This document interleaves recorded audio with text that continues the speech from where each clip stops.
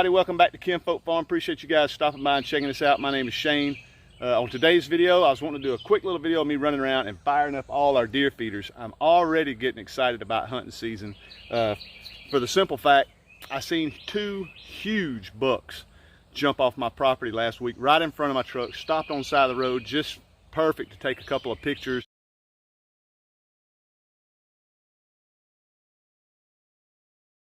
I actually put one on my Facebook page, Kinfolk Farmer Georgia, on Facebook if you guys want to stop by and check that out.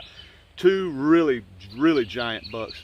And so just getting excited about deer season, I thought I'd go turn all these feeders on, get our cameras ready. I thought that'd be a lot of fun. See if these bucks are staying in the area. We still got 2 months before season gets here, so I'm sure they'll ramble around a lot. But this is a new spot we're going to be hunting this year.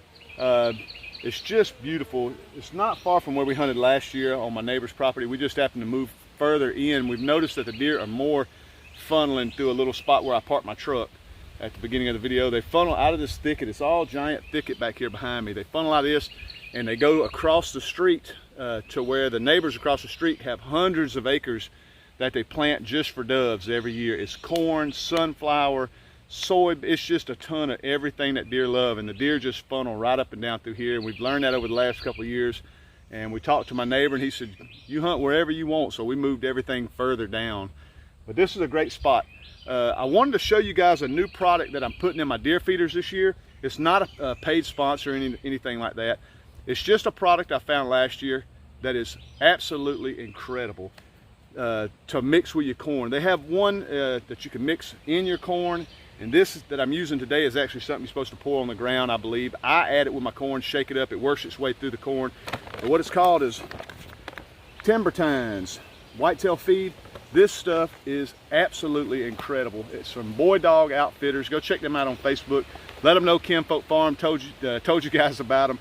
This stuff is absolutely incredible. When you open the bag, I'll show you guys real quick what's in here. When you open the bag, it is just peanuts and corn, and it is just amazing. It is absolutely amazing. You just want to take and add some jelly to it and eat it as a sandwich. It's the craziest thing ever. It smells just like you open a jar of peanut butter. It's the craziest thing. I mix it with my corn, and it's just incredible. We mix it with our corn, and when that feeder throws, that's all you smell is just peanut butter all around your feeder. It's absolutely phenomenal. So if you guys want some of this stuff, I'm not sure where all they sell it at. We find it at our local feed store. Timber Tines Whitetail Feed from Boy Dog Outfitters. This stuff is absolutely phenomenal.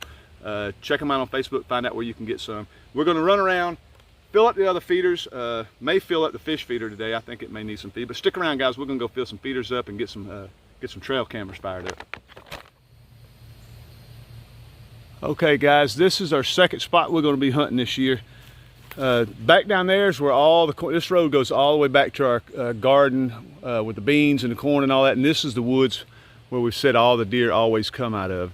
And it's actually this side of where we were just at, way back down that way, probably 300 or 400 yards that way is where the first stand was at. Here we will be able to shoot all the way down. I got a few little limbs I need to clean up, but we'll be able to hunt all the way down the driveway. We got a salt block, we have a feeder. From that stand, we could be able to see the whole pasture. This stand is going to be one of our favorites. We just put that up, me and my nephew put that up a couple of months ago.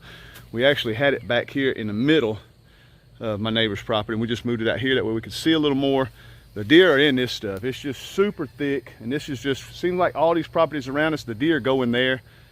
And you just got to wait for them to come out, or hopefully during the rut catch them when they're out moving. But we'll be able to see good in those woods all the way up the driveway. I mean, just a great little vantage point to see a lot of land with a deer rifle. With a bow, we're hoping we can concentrate them right here, which I hunt with a crossbow. But I think this would be a super great spot.